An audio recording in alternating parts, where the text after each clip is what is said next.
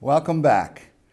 Today we're with Dr. Michael Knight, MD, who is the medical director at Hampstead Hospital. And we're here to talk about different things that the hospital does and different things, issues that are facing all of us today. And I'm here to talk to Dr. Knight about the questions that you may have and the questions I have. So welcome to the show. Thank you, I appreciate it. What's it like being the head medical director at a hospital? Well, at this hospital, I think it might be a unique experience. I think that the camaraderie that we enjoy, not only among the doctors, but between the specialties is special here. And so being a medical director is almost a gift. Have you been here a long time? I've been here for about 13 years. Okay, and before that, were you at another hospital? Yes, I was at Portsmouth Hospital. You live in the area? I do. I live on the coast. By the way, Hampstead Hospital is in Hampstead, New Hampshire, so because we have viewers all over Massachusetts, and it's a very pretty place. The setting of the hospital is very serene and very rural. Yes, that's a big draw. I actually trained in a hospital, the Institute of Living in Hartford.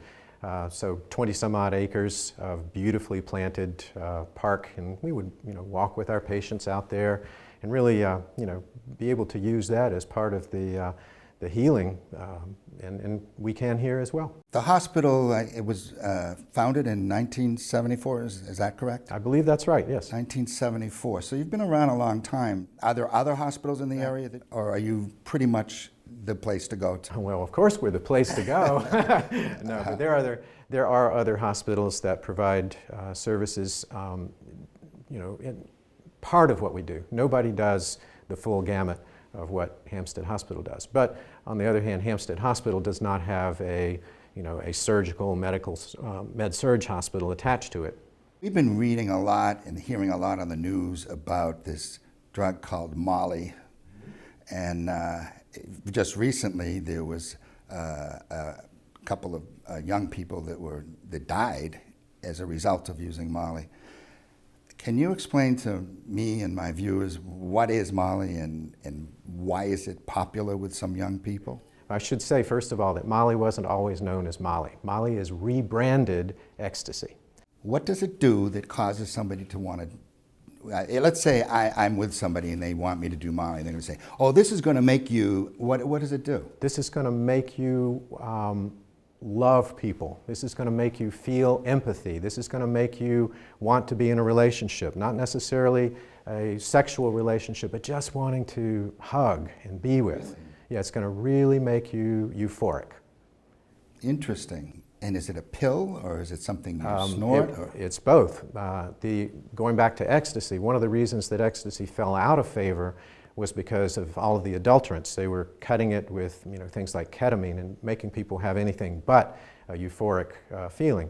So it came back as Molly in crystalline form in order to kind of imply that it was pure now. Now the adulterant, believe it or not, the most common one now, bath salts. Really? So you get exactly the opposite effect of what the person thinks they're buying. They buy something to feel euphoric. They eat something that makes them paranoid.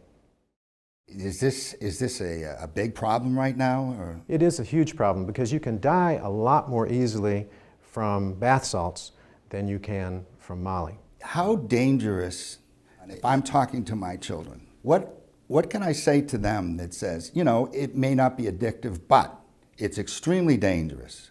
And how would I get that through to them, that they would really get that? I think you could start with the fact that it's rarely pure. So what you think you're getting, a euphoria drug, you're getting, in addition to that, bath salts or something equally egregious. And how are you going to know? When you take that, you're basically taking it on faith and not very well. And you're buying it from criminals. Right. We also spoke briefly before the interview started, and we touched a little bit on heroin. And can we talk about that a little bit? Certainly. Let's put it into an even broader context of opioid or narcotic abuse. In America, I don't know if you've been aware of this, but they just now are saying that the most common cause of accidental death in America is now narcotic overdose or narcotic abuse. So we're talking more than automobile accidents.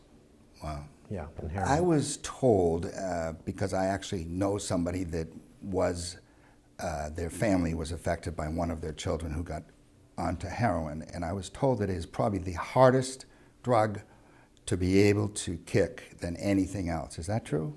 I'm inclined to agree with that. I think some people would say crack cocaine is just as bad, and that may be true. But I have not seen a lot of successful people, in terms of, say, 50%, far from it. What would ever possess somebody to take a syringe needle and put it in their arm and inject something? What would motivate someone to do that the first time? Well, that's why I said the larger context has to be the oral drugs first, because the people are going to be taking oral narcotics before they find heroin, or it finds them. And so they go from prescribed to street, buying it off the street at approximately $1 a milligram, so 30 milligram Percocet, $30. Very expensive if you're taking 120 milligrams of Percocet a day. And then maybe the supplier runs out of the pills, and what are you left with? You're in a full-blown withdrawal, sweating, clammy, aching, feel like terrible, and there's the heroin. So you have a program to help people that are addicted to this. How does somebody make the decision that they need to get help? Is it usually a family-driven thing, or do they make it themselves at some point? Well, a lot of people are, as they say in recovery, sick and tired of being sick and tired. The original alcoholic. Why does an alcoholic decide to stop drinking? Same reason. So yeah, the individual can just say, I hate having to, put a needle into my arm in order to function at work. Or, if they're no longer working, in order to function at all. Dr. Knight, thank you very much for being with me. It's been so informative, and I hope that my viewers are going to appreciate getting a chance to learn more about what you do and about the issues that are facing people in drug and alcohol abuse. And it's been wonderful. Thank you very much for spending the time with me. Kevin, thank you for having me. We will be right back right after this.